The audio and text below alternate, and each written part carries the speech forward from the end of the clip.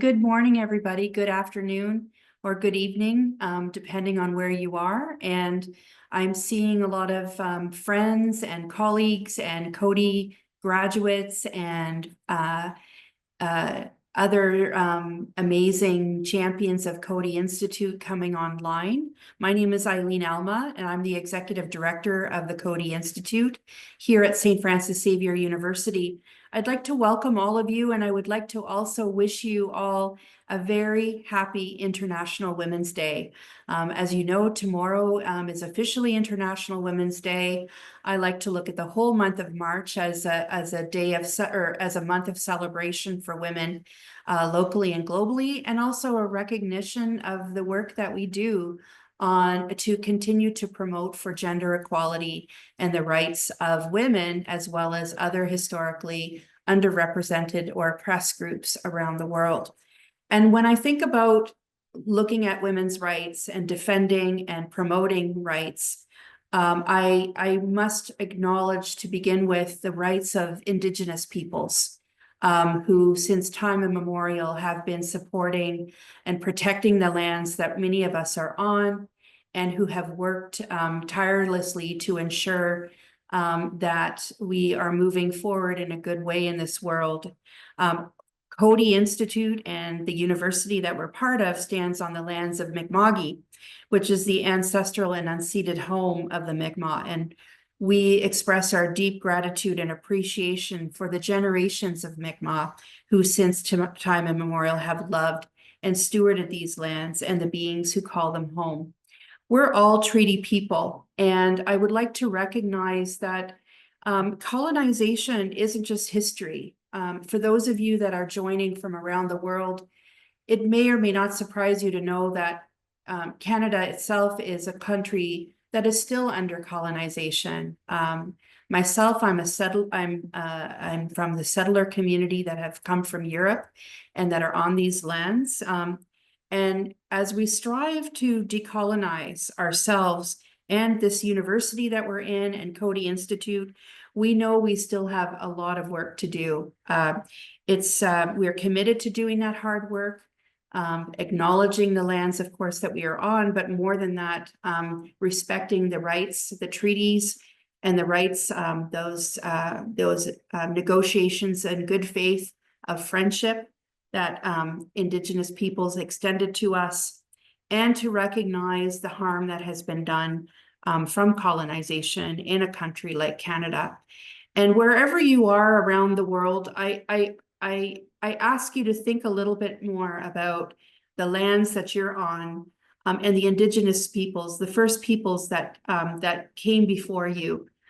Maybe you yourself are one of those first peoples, or a descendant of ancestors of those first peoples, but also there's many groups that are historically not represented or not visible in forums like this. So it's very important for us all to recognize that and to remember where we have come from. So today we are joined by two incredible women who are leaders in their own right, who are human rights defenders, who have focused in on women's rights in particular and uplifting other women. And we're going to have a conversation around the moments of uncertainty that we're facing, but also the moments of innovation and resilience that they and the women from each of their countries, Nepal and Kenya, have faced. So we're joined today, the furthest away from us, and therefore the furthest in time zones, is Jaya Luintel. And Jaya is a prominent, nationally acclaimed journalist and a women's rights advocate. She's designed and executed radio projects that focus on women's empowerment, on gender justice, on health and nutrition, HIV and AIDS, as well as sexual and gender-based violence against women.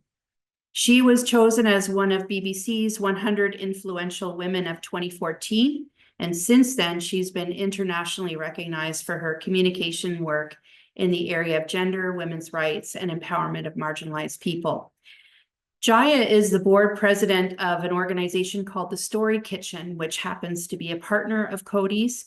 And Story Kitchen is driven by their passionate belief that upholding the stories of women can help to unravel systems of gender oppression and patriarchy that continue to exist in Nepal. We're also joined by Salome and Nduta from Kenya, and Salome is a force to be reckoned with. She's a human rights defender, a community organizer, an environmental activist in Kenya. Salome is also committed to social justice and the empowerment of marginalized communities. She's the founder of the Women Human Rights Defenders Hub, which provides mentorship, protection, and advocacy support for women activists in Kenya. Salome has played a key role in international efforts to advance the safety and well-being of African human rights defenders. Recognized for her impactful work, she continues to champion gender equality, community-driven change, and an African-led transition to renewable energy across Kenya and beyond. I would like to welcome Jaya and Salome to today's conversation. Both Jaya and Salome are also graduates of the Coady Institute, having been part of the Global Change Leaders Program here at Coady in 2016 and chosen amongst thousands of wonderful, wonderful women leaders around the globe. And that class of 2016 had approximately 17 women in it from 15 different countries. I'm imagining that some of you are here on the call today, and I would like to welcome all of you, not just from the Global Change Leaders Program, but from all of the Coady programs that you may or may not have been part of over the years. You're a very important part of the Coady family, as we would say. And together we are accomplishing a lot of work as a movement, but even beyond. Individually, I know your commitments to social change in your countries. I'm going to start off with recognizing International Women's Day by asking you what your own moment of awareness was. What has compelled you to do this kind of work around human rights and particularly women's rights? What led you to this in your own lives? And perhaps Salome, you can start us off on this conversation. First and foremost, I hope you can hear me. We can. Thank you very much, Eileen, for having us here. And I want to thank everyone who has joined today. For this is a moment that we'll be sharing together. The moment for me is when I realized that as women defenders, we face unique challenges. Like every other defender in Kenya. However, as women defenders, there are some challenges we face simply because we are women. So there were challenges, there were threats, there was stigmatization that befell women defenders, not for any other reason, but because they were women. And that was a turning point for me. And I thought I need to do something to make the women defenders realize the power they have, but also to change that narrative that surrounded violations because of the gendered aspect of what women were doing. Thank you. Thank you so much. And Jaya, the same question to you. What motivated you to start working on women's rights and human rights and brought you to this point? Thank you, Eileen. Thank you so much. It is my honor to share this platform with you and my dearest friend Salome on the eve of International Women's Day. And it is really important. Actually, you reminded me of my journey in 1999 when I started working in a radio station in Nepal, the first community radio station. And in that radio station, as a reporter in the newsroom, I definitely, did reporting on the news, everyday current affairs. But at the same time, I started this radio show on women's rights and gender equality. And I got opportunity to talk with many women, young women and elder women in Nepali community. And at that time, I asked each of them, what your dream is. And at that time I was still young, and I still feel young, by the way. At that time I asked them, and every time I got the answer that the dream they had was all a kind of centralized around men in their family. If she is a daughter, she said that whatever my father says, or whatever my father's dream is, I'll follow that. And if she was married, she would say that my it is my duty to fulfill my husband's dream. And when I talked with elder women, they said that, my son's dream is my dream. So at that time I also asked myself what my dream was at that time. And it was not that I was kind of dreamless, but my dream was also not very clear at that time. And I made my dream of my own. How can I help women and support other women in Nepal to dream for their own future with the help of radio medium. And at that time radio medium was really popular. And these days, people access radio for information, but not like before, like in 1999. So that's how I started my overall work in this human rights and gender equality, to support women to dream for their own future. And when I in these last 23 years, these days when I talk with young women, they have their own dreams, and I really feel proud how young women are dreaming for their own future, and how they are also shaping up their dream. This is how I started my work in this world. Also asking myself question and reflecting on my own dream, but at the same time interacting with other women and also supporting them to dream for their own future. Eileen, over to you. Yeah, thank you, Jaya. That last point that you made about and the generations that are coming up after us, and the way that they're sharing their dreams, leads me to ask you a little bit more about what the state of gender equality really is right now in Nepal, and and what has been gained since perhaps that early time in 1999 when you started out on the radio. uh, Eileen, and would also like to, request for apology with our friends who have joined today's webinar. Due to some, internet connection, I couldn't join with my Wi-Fi, so I'm joining from the data, and network is a bit poor, so I cannot turn on my camera. So, in terms of gender equality, if we look at the policy level, there have been really progressive examples. Like we used to have only 5% women in our parliament. Now there is at least 33% in all tiers of the government, at the federal level, at province level, and even more at the local government level. At the local government level, more than 40%, at least 40% of the women who come from Dalit community, which is marginalized and excluded community, and historically marginalized community. So they are representing as a local government representative in the local government. So in terms of participation, we can see, definitely there are more women participating, and there are more women around the table. And in terms of other issues, like whether their voice is being heard or not, whether their opinions are being valued or not, and this is still a question. How Nepali society looks at women, how Nepali society perceive women, is still a very big question. So we have actually progressed in terms of law, but still the attitude at the individual level and an attitude at the social cultural level is somehow similar. And I always actually bring this example, not only like from the past 23 years. I always bring this example of my grandmother. She if she died 5 years ago, she passed away. My grandmother, she never got opportunity to go to school, and she was married off at the age of 9.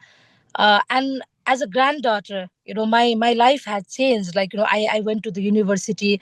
I can talk with these many people. I can communicate in other than my language, and I have got exposure to the world, and I get to meet with many women. That but how Nepali society sees a woman, that is still same the way Nepali society used to see or perceive my grandmother, and these days as well.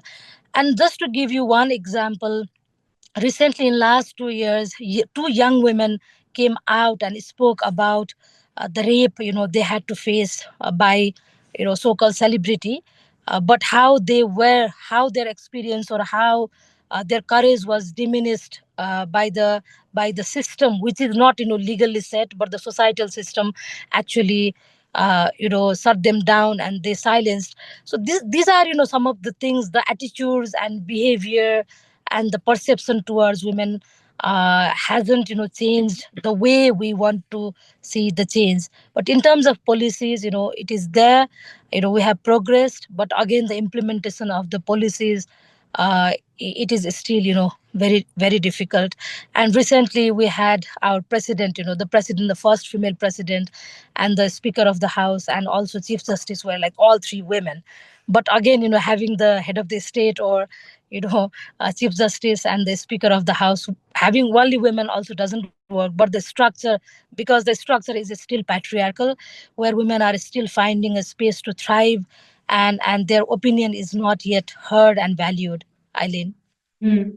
Yeah, thank you very much, Jaya. And certainly, as you've said, it's a great accomplishment to have that leadership representation, the female representation in the leadership. But the question is still the hard work that needs to happen to break down that level of discrimination that we see as being women in those spaces. So Salome, same thing for you. Certainly since the time that you started, and I've followed and worked in Kenya for decades now, with different women's rights groups, both academics and practitioners. Where are things at now? What do you see as being some of the gains that have been made in Kenya over the last couple decades? Jaya, if you are there, I'd like to just carry on with you for a moment to talk a little bit about what you are looking at right now in terms of your priorities for your organization, the Story Kitchen, that's building on those successes. So the Story Kitchen, actually we started it in 2012, and that also came to the birth. The idea of the Story Kitchen also came through a deeper reflection that I and my friend Rajan had. We already had worked as a journalist, for many years. We had listened to many women, particularly, I had already listened to many women for my radio programs, and Rajan also had the similar kind of experience. But at one point, we realized that, we actually questioned ourselves, what is the purpose of our storytelling? Were we being very extractive, or were we really listening to the people the way we should be listening? As a journalist, we already had our own framework, and we were trying to fit people's narrative into our own framework, like cutting the hat to fit the head. So and we actually came up with this idea of how we can create a space for women to tell their stories the way they want, because we also didn't like the way our history is written. It is written from mostly men's perspective, and when they write from men's perspective, it is always also from those men who are privileged and who are in power. So that's why we created this Story Kitchen, to amplify her story. And since 2012, after 2014, we have been working with women survivors of Nepal's armed conflict, to actually listen to them, but also create a space for healing as well, and also to document what happened to women during Nepal's armed conflict. And in the last 12 years, we have also documented what women were doing in Nepal's 1990s people's movement. So basically, supporting women to tell their stories the way they want, but also letting the world and the society know that women also do have opinion. Women also, the work that women do is also a work, that should also be accounted, that should also be valued, and women also have voice. You cannot silence, and you cannot deliberately silence or preferably unheard women's voices. So we work with women, particularly those who are silenced and who are marginalized and who are excluded from the system, whether be it the social system or the family system or the state system. So this is what we have been doing at the Story Kitchen, mostly creating a space for women to tell their stories the way they want. Eileen. Yeah, thank you so much, Jaya. It's really interesting to follow the evolution of the work of Story Kitchen in terms of the amplification of those stories, but also making sure that it's not fitting into the mold that you prescribe, but it's actually serving the needs and the desires of that community in particular of women survivors. So thank you. In terms of what's happening in Kenya right now, what are you seeing happening? And maybe you can also share a little bit of why you started this new hub, this new Human Rights Defenders Hub, and share a little bit about its work. I had just started mentioning that in Kenya, we've had quite some progress in terms of seeing women joining leadership positions and therefore influencing certain decisions that are made in spaces where women never used to sit.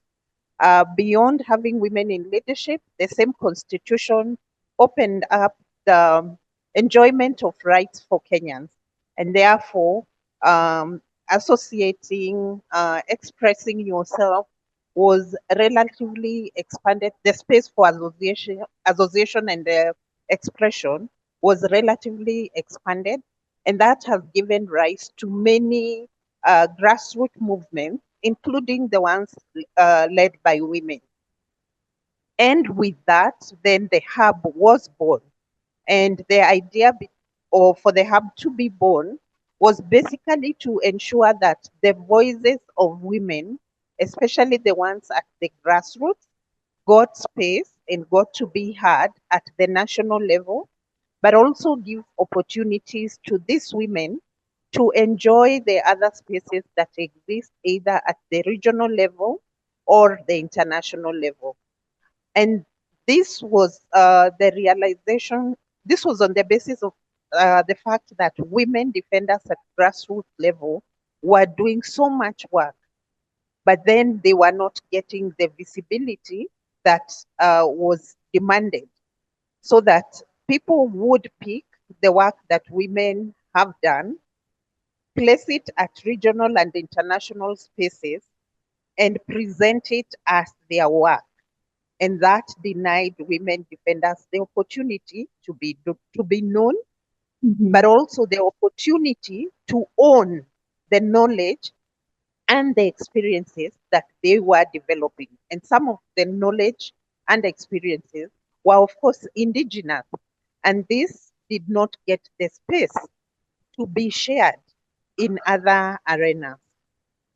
And that, for me, has continued to grow the position and power of women within Kenya, such that now they can raise issues that affect them. They can present suggestions of what they want to see change. In regard to where we are as a country, we are seeing retrogression, despite the fact that we have a progressive constitution. And the retrogression is partly contributed to by our cultural practices. Let me give an example. There are women defenders who are working on gender-based violence cases. And in some of the communities that they are working in, they are met by either religious or cultural forces that make them not to push for the victim or survivor to enjoy their rights or access to justice. So retrogressive cultural practices are one of the challenges that women defenders face, but they are also a challenge to the progressive constitution that we have. Then the other thing and I'm sure maybe most of you might have read it or followed it online. We've seen an increment in cases of women being killed, what we are calling femicide.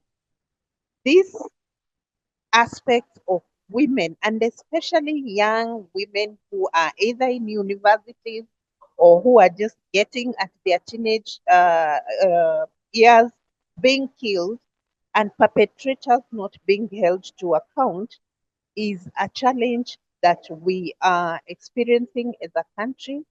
However, we've seen some progress in the manner in which the government is trying to address the vice. We currently have a task force that I think is almost 2 months now since it was set up. And the task force is supposed to go around the country collecting views and informing how we should address the vice of gender-based violence and femicide. And with this, we hope that once they get to collect the views, then policy engagement and policy formulation is going to follow up. But the final challenge would be we collect very good ideas, very good thoughts, strategies on how to address this. If we do not allocate resources, then the collection of all these strategies will end up being futile. So this is one of the things that would wish that people spotlight on, ensure that yes, we've collected views, but then people will be held accountable and resources will be allocated to ensure that the implementation of the report is effectively done. Eileen? Yeah, thank you so much, Salome. And I just want to continue on in that vein.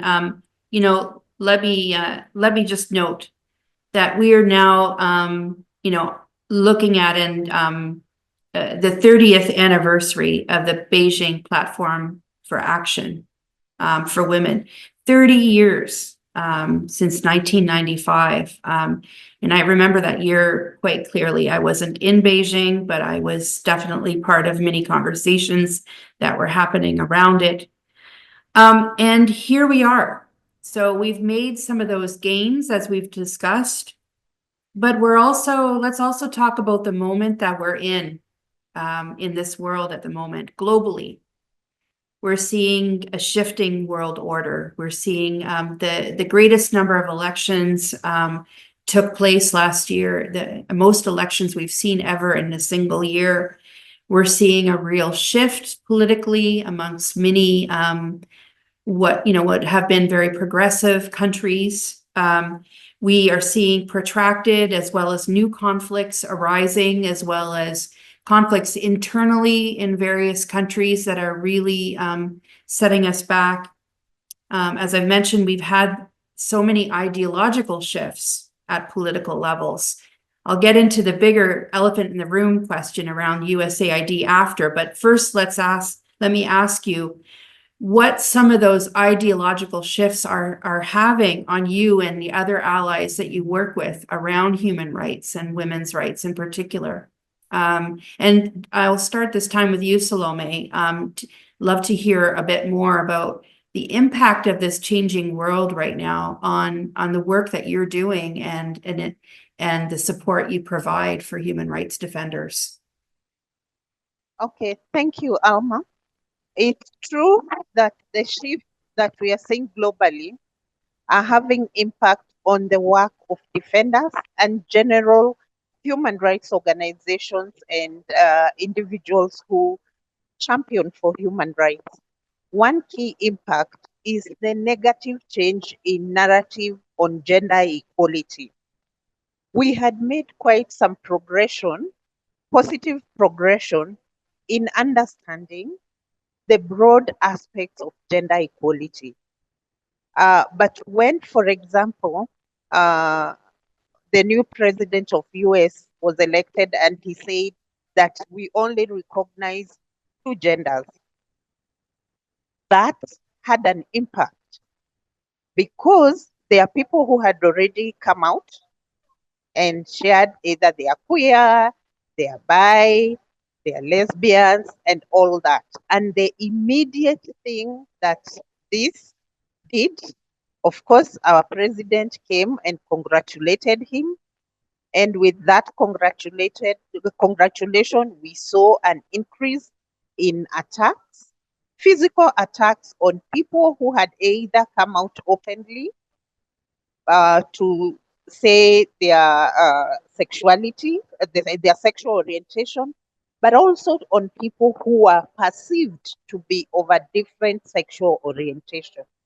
And that by itself has increased insecurity on persons, but also organizations that have been supporting sexual minority activists. The second thing, we've seen a lot of an increment on attacks online, and those there were moments when people would just go online and express themselves, but now you can't safely go online and express yourself because you know that comes with an implication. But of course, I know you've said we leave the question of funding for later, but that also has had an impact, not just on the health uh, um, programming in Kenya, but also education programming, and especially for the vulnerable groups, because there were certain groups in the informal settlements that were being supported purely on funding from the West, and that has impacted on them. Back to you, Alma. Thank you so much, Salome. Yes, I mean, we can't ignore the fact that the funding issue is such a big one. And we know, especially in the women, in the gender work, the gender equality work, that we've seen ebbs and flows over time. It's the resources are never enough at the best of times. But with the dramatic cut of funding, not just of USAID, although that's a really dramatic shift, but also other shrinking bilateral donor resources, and that is affecting and it means something very important for the work that we all are doing. And I'm sure many of the participants in taking part in today's webinar are sharing those concerns. Coming back to you, Jaya, thinking about all these changes in the world, what kind of impact is this going to have on the work that you are doing and that you're doing with other allies in Nepal? Thank you, Eileen. And I actually, feel really kind of, worried, particularly at this time, the way the funding cut, as you said, dramatically and then very abruptly, the way it has happened. In our context, we were just about to address the historical marginalization. For example, we have this caste based discrimination in our society. Nepal is like, to define Nepal's, feminism agenda, it is not only, you know, disparity or inequality between men and women, or men, women, and non-binaries. But Nepal is, deeply caste-based society, and for us to fight against the unequal power structure for women, particularly for women who are coming from Dalit community, they have to fight with the caste-based discrimination, and they have to also fight with the patriarchy. And at the same time, class issue is also there, because Nepal has been feudal society formally, for many years, and the residue of feudal mindset is still there. So there are different kind of discriminations, as people in Nepal we have to fight against. And particularly the attack on the diversity, equity, and inclusion agenda, when the funding cut is happening, that is where, it is hitting hard, a diversity, equity, and inclusion agenda. And this will ultimately, it has already started, impacting the issues around diversity, equity, and inclusion at large. But at the same time, it is also impacting, as my friend, Salome from Kenya said, it has impacted health projects in Nepal, it has impacted education projects in Nepal. And if we again, deeply look into those health projects and education projects, and the projects, or the funding resources that were coming for the to amplify and to support the advocacy of LGBTIQ queer groups. So what the impact of it is also happening to those who are the most marginalized within those communities as well. So ultimately it is impacting and affecting the people who are at the margin within those areas as well. And the ecosystem, because of the resource and the funding cut, it is not only limiting the resources, but it is also telling us as countries that, like, how we can be more, independent, because the way it has been put forward or it has been implemented, it came in such an abrupt way that nobody actually knew. And the way it has been, done, this is also telling the countries like us that how why it is important for us to be more independent. This is how, it is impacting our work, and it will put more women at risk, definitely. The health services and people living with HIV, and those who were, receiving the medical services, and the survivors of trafficking, survivors of gender-based violence. So it impacts the larger sector, but again, who are the most impacted are ultimately again women and those marginalized. Eileen. Mhm. Yeah, thank you, Jaya. It is such a concern. And yesterday I took part in a conversation alongside many other civil society leaders here in Canada, as we considered the nature of development and humanitarian assistance in these changing times.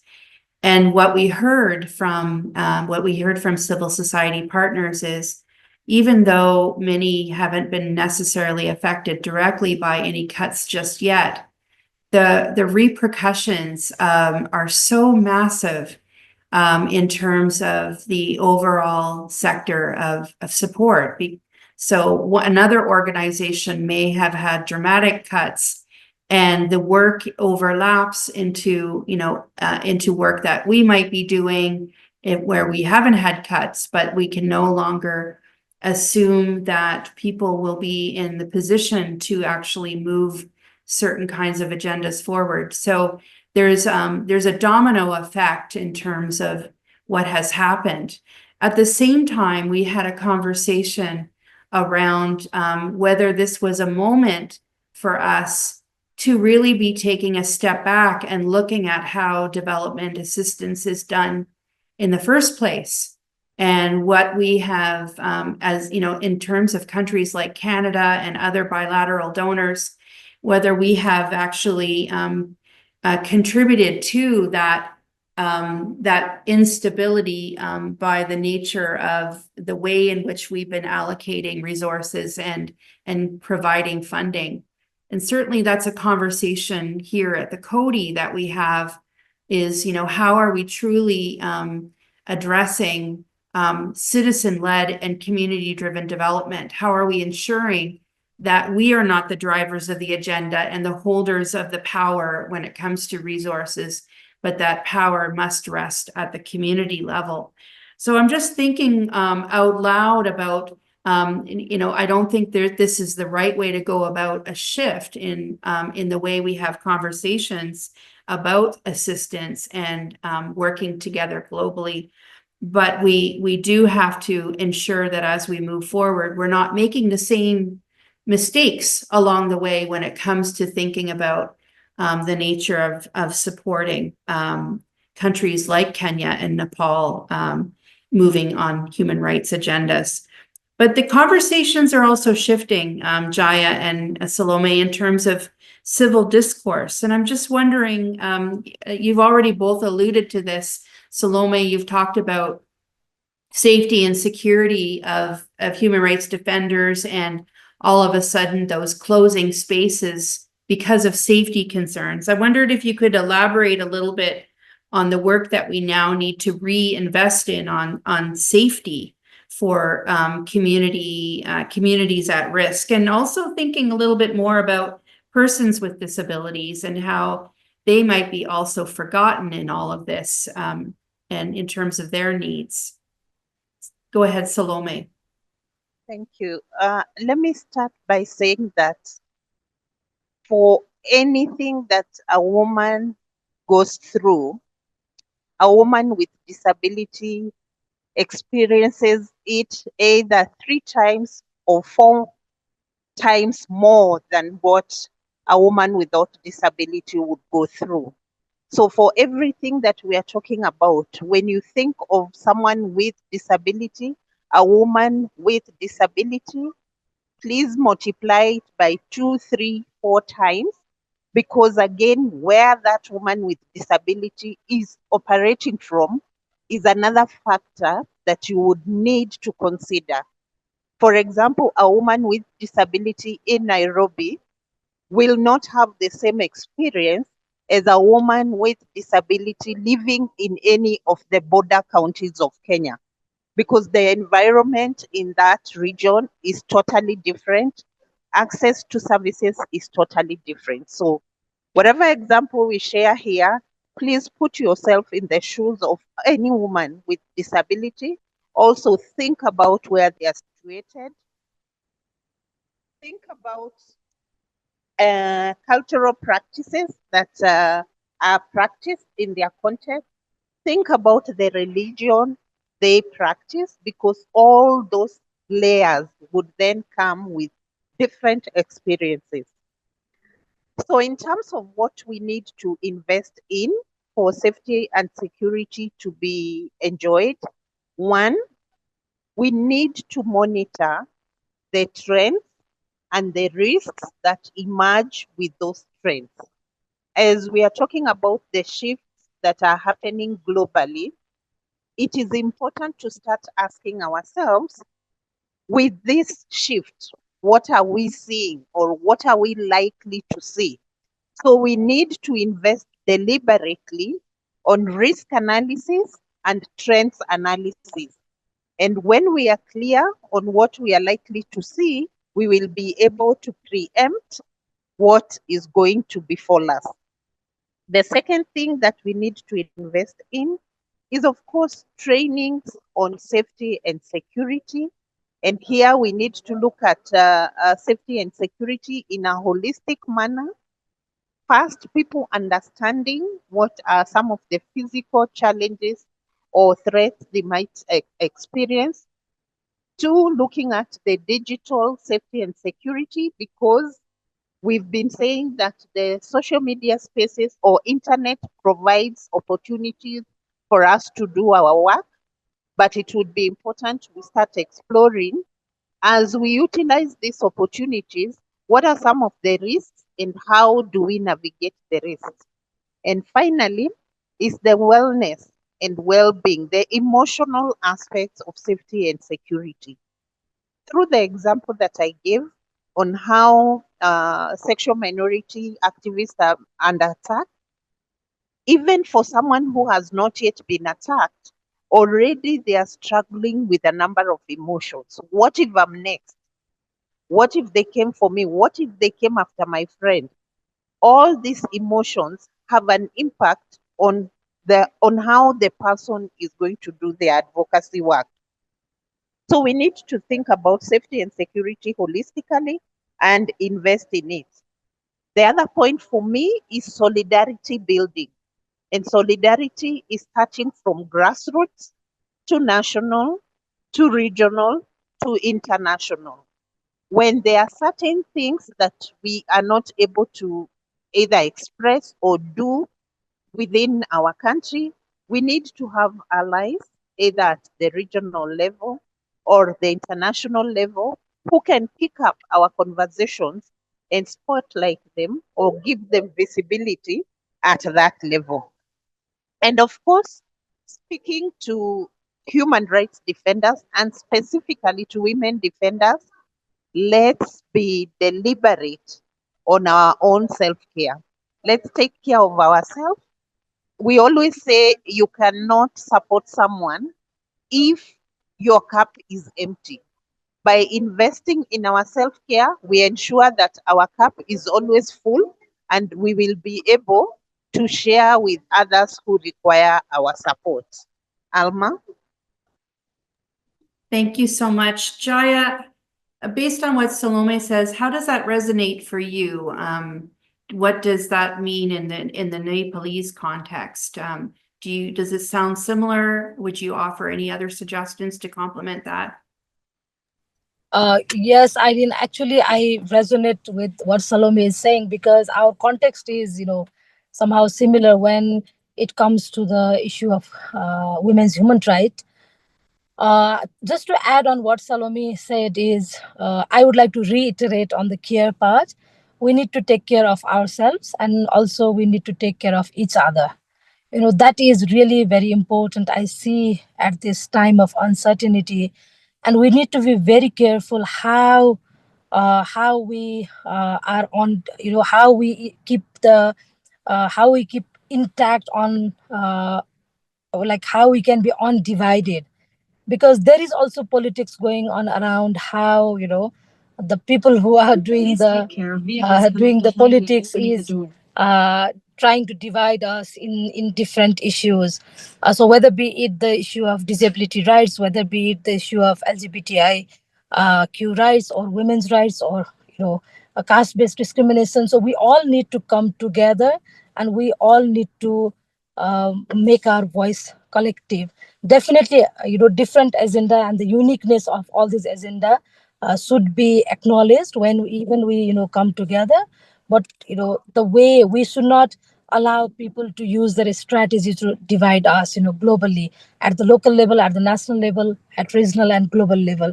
So that is where I feel, caring each other, caring for each other, caring ourselves, and keep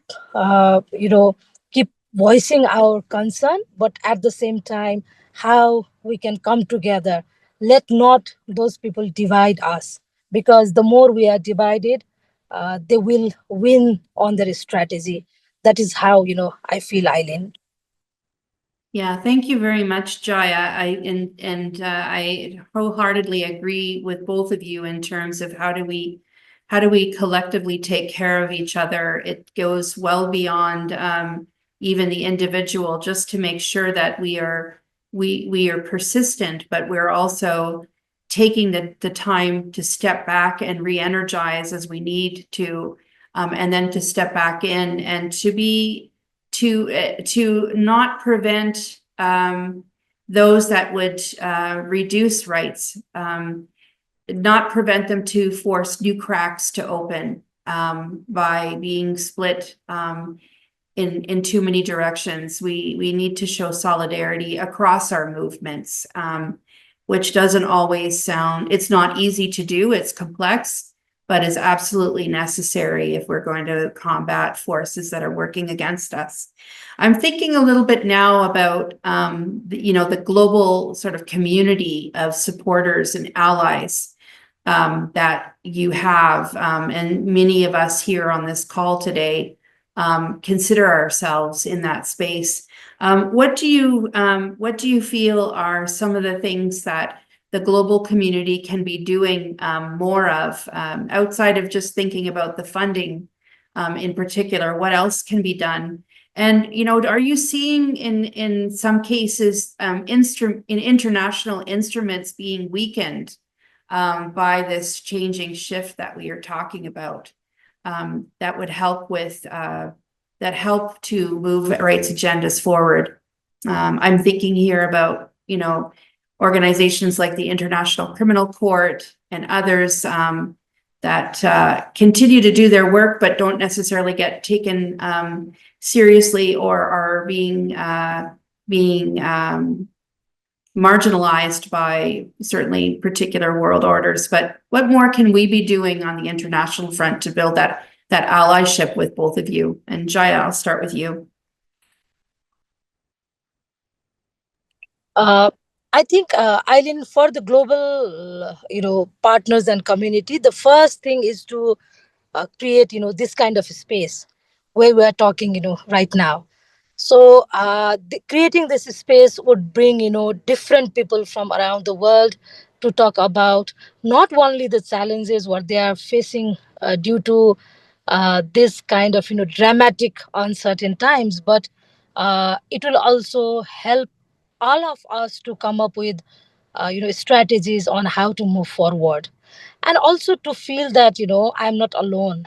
That is the most important feeling that we all need to find together, and that will be our the most powerful strength as well. So creating creating this kind of space, that could be virtual or that could be in person, where we could come together, we could share about what is happening, and also come up with better strategies that would also help us to be more united in this uncertain and difficult times as well. That is one thing I see like clearly. And another is at the global community, international community, also coming together, because to fight with the like so-called stronger force, which is not ready to listen to anyone. We have seen that in many stances, not only ready to listen but also humiliate other people. So how the global community can come together to voice against this? I have listen to different news. There is a voice, but it is also very important to voice together on this kind of humiliation as well. Not only the cutting the fund, but also how countries like us, like Nepal and Kenya, are kind of not valued. This is also a different kind of colonization as well. The colonization is being done by using their power, and we can see how 1 or 2 person, when they come to power, they are just trying to change the system which has been there for so long. So voicing together at the international level, global community, is also very important. Creating space for us to talk about it, and but also coming together and then voicing together is important. And the third one is how they also, in terms of funding, how they also rechannelize and reorganize their funding to support the most marginalized and minority ones. That is very important strategy. The global partners, like communities, development partners, need to strategize and think on it. That is what because the hardly hit will be the most marginalized and minority groups. That is where we need to focus right now, in this time of uncertainty, which is created by by some people, like very few people. It is not like something system has created. So we need to be very strategic about that as well, at three level. That is what I feel, Eileen, at this moment. Thank you. And Salome, the same thing for you. Globally, what can we do as allies internationally to continue to support?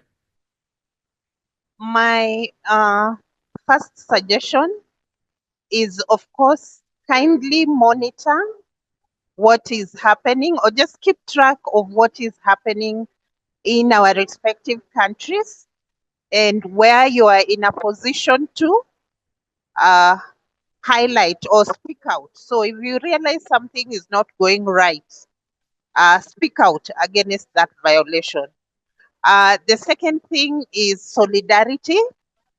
And here, when I talk of solidarity, is if there are programs, projects, or things that you would want to do in any of the regions, please work closely with the women defenders, or the women or organizations that are championing rights.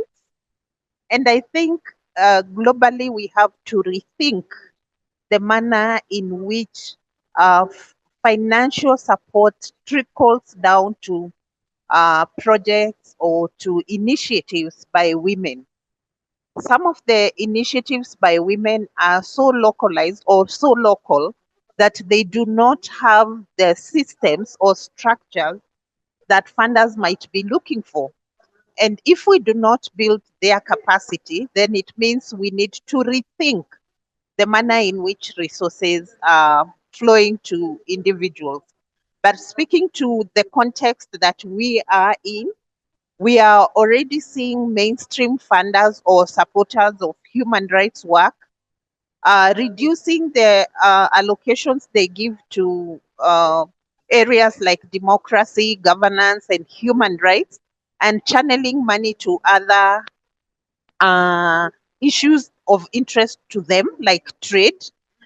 And this means that then the work that was being done does not have funding. How else can we fund the work that was already continuing without relying on funders who have already pulled their resources away? So for me, it's a lot of thinking, rethinking the models that we want to apply, and coming up with new ones. Alma? Thank you so much. I love the suggestions that you're giving, and these are things that also I think will be important for us to continue to communicate to our own governments here in Canada and elsewhere, if they're looking at how to have the most impact. Nothing about us without us, an often used phrase, and as relevant today as it always has been.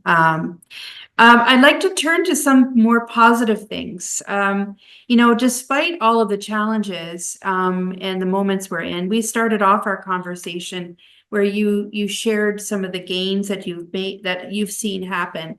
And there's so many glimmers of hope. And one of the things that I'd like to highlight is the work that both of you have been doing and doing together. I guess it was perhaps fortunate that Coady was able to play a role in bringing the two of you together. You might not never have met otherwise, from two very different parts of the world. But both of you have been working since coming to Coady, since 2016, on several initiatives with us, but also on your own. And you've both recently launched books with your colleagues in your respective countries that document the stories of women leaders, of survivors of violence, of human rights defenders. And I thought we could showcase a little bit of that. Jaya, starting with you, you recently worked on a publication, the Story Kitchen worked on a publication called the Karnali Narratives. Tell us a little bit about what you were able to achieve there, and the pride that you have in the stories that it contains. Thank you so much, Eileen. This book is really very close to our heart. Yes, thank you so much for Eileen showing it on the screen. Actually, the Story Kitchen has been working with women survivors of Nepal's armed conflict since 2014. Nepal was in armed conflict, in a decade-long armed conflict from 1996 to 2006. And again, as we are talking today, how the system, at different level tries to silence the voices of marginalized and minority people. The women's voices, particularly the women survivors of Nepal's 10 years long armed conflict, they were being silenced. They are still being silenced. The state is yet to recognize and acknowledge them in a very massive way. So we have been working with women survivors of armed conflict, transferring our knowledge and skills to document in the form of oral history what women had to face during armed conflict, and not only their suffering, but how did they respond to this hardship and injustice in the difficult time. So this book is it contains stories of 22 those courageous women who, despite of different adversities, how they use their power within to respond to the hardship and then continue with their life when they are neglected by the system, the societal system, the family system, and also the system at the state level. But they are finding each other and they are holding each other's hand, and also finding different kind of courage that actually comes from within them, to keep move on, but at the same time not only to have the hope for justice but also to demand for justice. So this is the book we actually published last year in Nepali, and this year we were able to translate this, and you can also, if you are interested to read, you can also go to our website. I will share our website in the chat room in few minutes, and then you can request for this book as well. So this is the book, Eileen, we have published, which actually is helping to amplify the silenced voices of women survivors of Nepal's 10 years long armed conflict, including the survivors of conflict related sexual violence. Eileen. Right. Thank you, Jaya. And, we often talk in the women's leadership programs that we've offered at the Coady Institute around, we've often talked about the importance of documenting stories of women, and they don't need to be just the most noted and notable women that we know that's politically out in the public domain. But it's also the everyday heroes that I talk a lot about, that we need to be recognizing. And so I really appreciate the work that you've done to help women in Nepal share their stories, and to do that in a way that leaves the ownership and the authorship of those stories with the women themselves. I really appreciate that. And I know, Jaya, you've been able to work with Salome directly to do a very similar exercise with women and with human rights defenders in Kenya. And Salome, I had the pleasure this morning of attending an International Women's Day event that was held in Kenya, of course, online at very early in the morning for Canada. And you launched your book there. So tell us a little bit about that work and what it was like working also with Jaya, that experience that you had.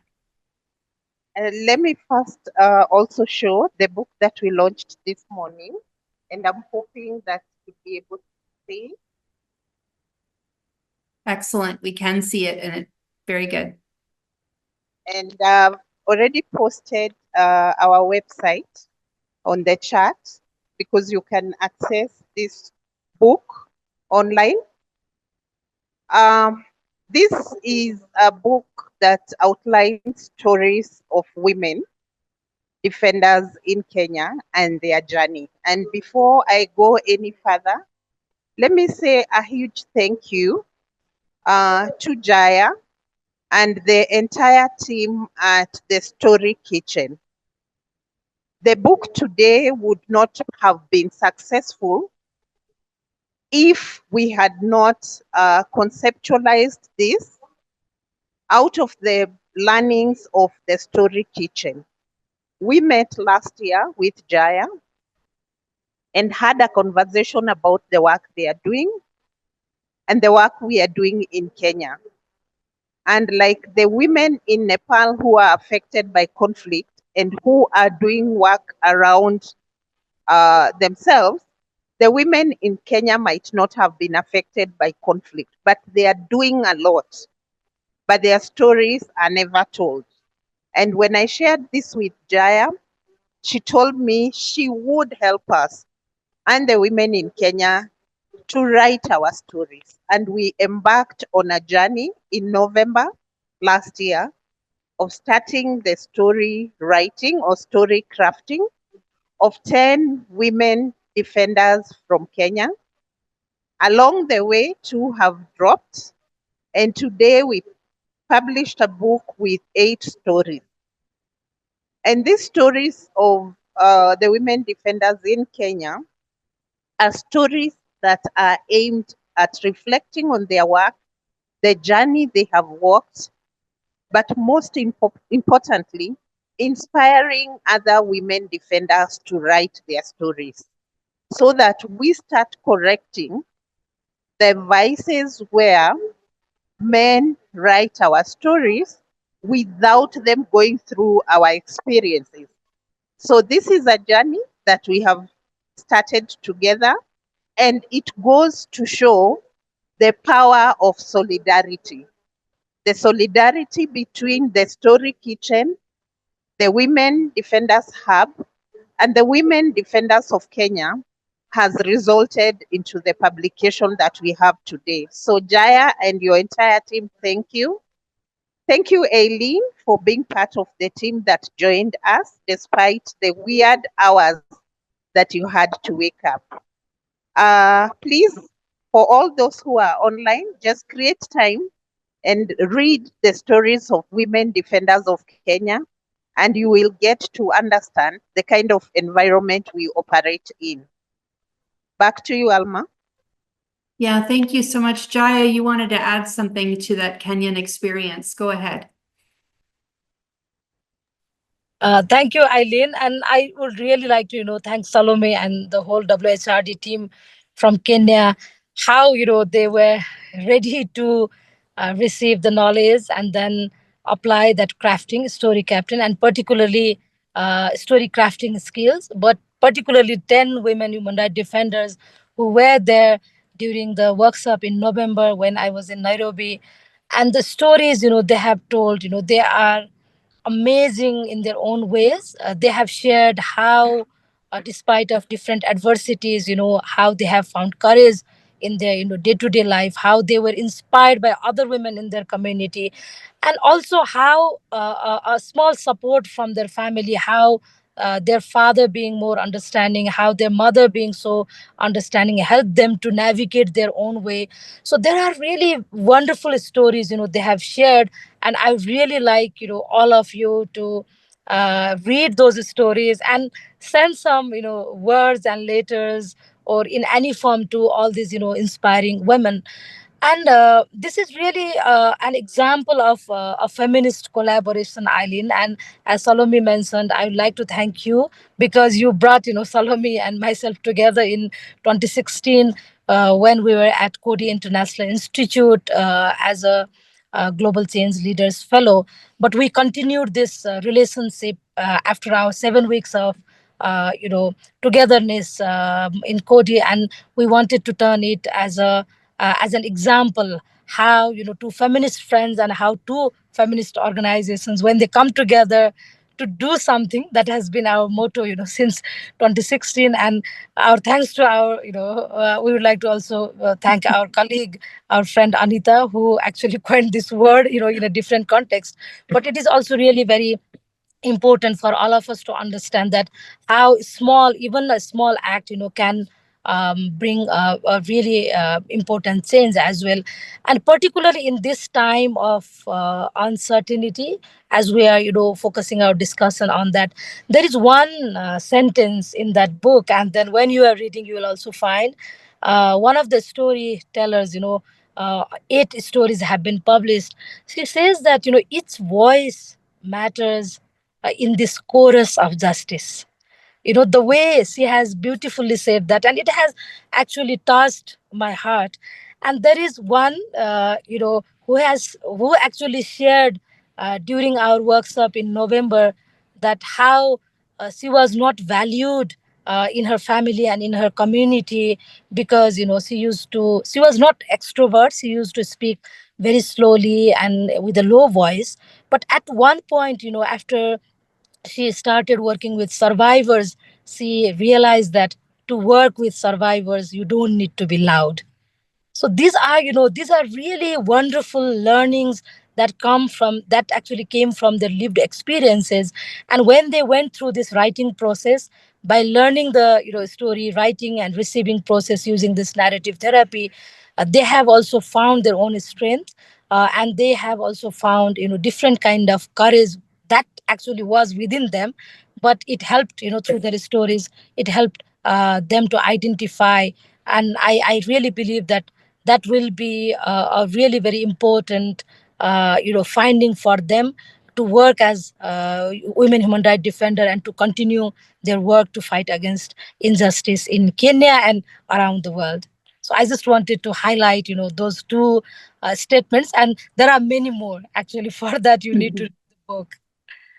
Thank you so much, Jaya and Salome. Both of those efforts are incredibly important, as I've shared before. And I really do think there's an opportunity for all of us women in particular, not just women, but all of us women in particular, to really work at documenting those stories, as I've shared. And I'm seeing, at least in my brain right now, I'm seeing the potential here of another storytelling workshop that we should probably put out there. so that we can talk about the process, Jaya, that you undertook, that Salome also undertook, and that other storytellers also do. I'm recognizing and bringing this back to where I started this today with our conversation. I'm recognizing the importance of storytelling that I've been learning from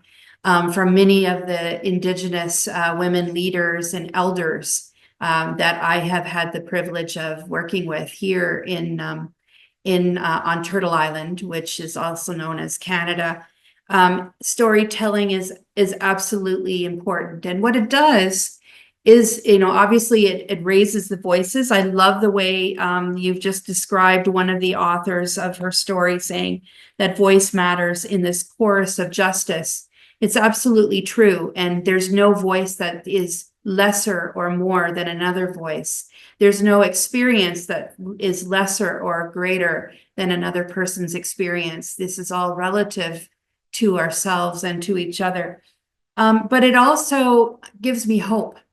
And I'd like to thank the two of you for accepting this invitation today to talk with us, to recognize the importance of International Women's Day, but also for demonstrating the importance of movements and movement building. And for the Coady graduates and those of you that want to be Coady graduates that are on the call, I urge you to look at our website for opportunities that are coming up that you might be interested in. And to remember that we at Coady, we provide educational programming for community practitioners to advance social justice aims. But we're also more than that. We believe in the building of movements, and Jaya and Salome have very, very nicely demonstrated what is possible when we come together with our ideas. So thank you so much to both of you. Thank you very much to everybody that's been on the call. I'm just taking a look to make sure we haven't lost any questions, but you are invited to share your reflections to us at the Coady. I welcome them. I welcome you sharing with us your stories of what you are doing in your respective communities, and look forward to having another opportunity again to come together and have discussions like this. So thank you, everybody. Thank you so much, Jaya and Salome, and a very happy International Women's Day. Thank you, everyone. Thank you so much. Thank for you. Happy International Women's Day to all of you. Thank you.